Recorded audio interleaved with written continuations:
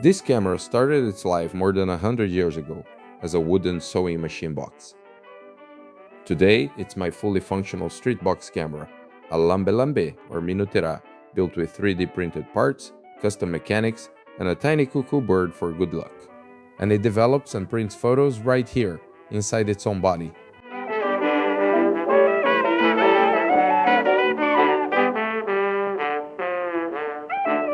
When I was a kid in Rio, we used to go to Tiradentes Square whenever we needed pictures for documents or school. I still have one of those photos. And even though my dad was a cinematographer and I grew up surrounded by cameras and film, I could never understand how those street photographers made pictures so fast inside those mysterious wooden boxes. Years passed and the fascination stayed. A few years ago, I finally decided to build my own Lambe. I started studying every design I could find, old European models, DIY versions, and of course, the iconic Brazilian cameras. That's when I discovered something interesting. In Europe, many cameras use the front arm to rephotograph the negative to make the positive. But the cameras I remembered from my childhood didn't do that. That mystery led me to the Bernardi system, a Brazilian company that made cameras with a clever contact printing method that feels like home to me. I wanted my camera to feel traditional, but also truly mine. So I started with a century-old sewing machine box.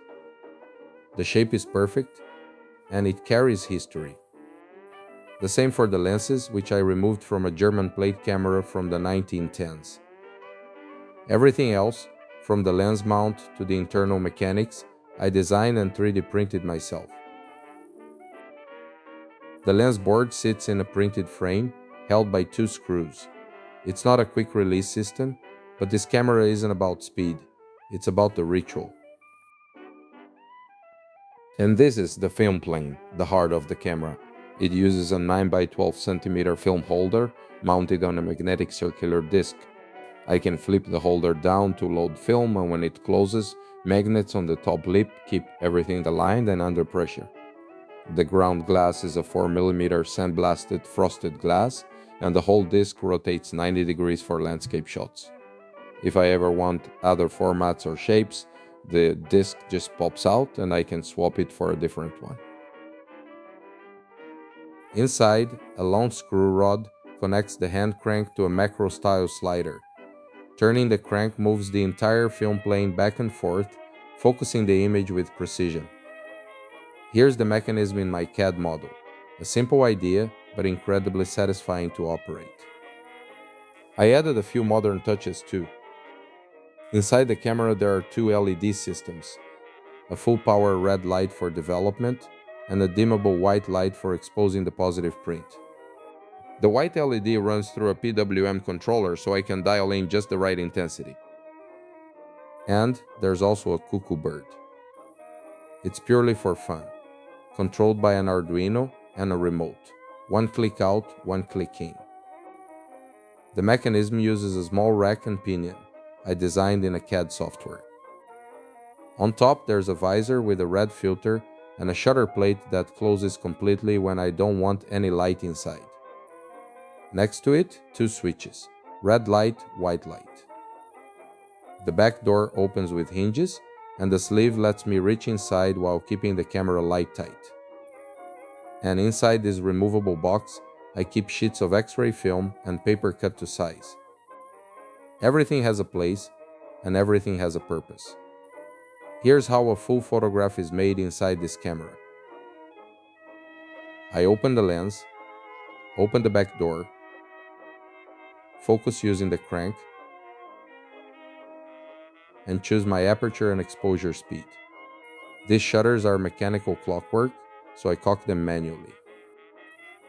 With the lens closed, I insert my hand through the sleeve, open the internal film holder, and place a sheet of X-ray film onto the film plane frame, all in complete darkness. Then I expose the image. I reach in again, remove the film, and develop it right inside the box. Through the red visor, I can watch the image appear. something that still feels like magic.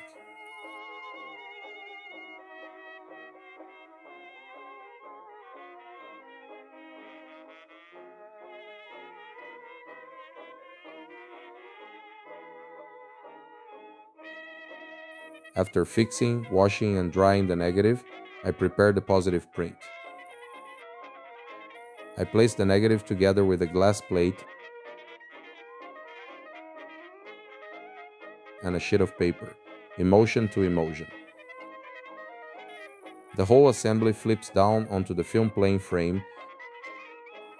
The glass gives weight and keeps everything flat. And I expose it with the white LED, controlling the brightness with the PWM dial. And after a final development, a positive print emerges. Sharp, fast, and full of character thanks to the X-ray film and the orthochromatic look. If I want softer tones, I add a yellow filter. Outdoors, I rarely use a light meter. With practice, the timings become second nature. This project connects two worlds for me: the analog craft of my childhood and the tools I love today: 3D printing, CAD design, Arduino, and a lot of experimentation. Building this camera brought back the magic I felt in Tiradentes Square, and it helped me keep alive a technique that deserves to be remembered. If this inspired you to explore the Lambe process yourself, I've made all the 3D printed parts available as STL files on my printables page. The link is in the description. Thanks for watching, and I hope you create something that brings you as much joy as this camera brought me.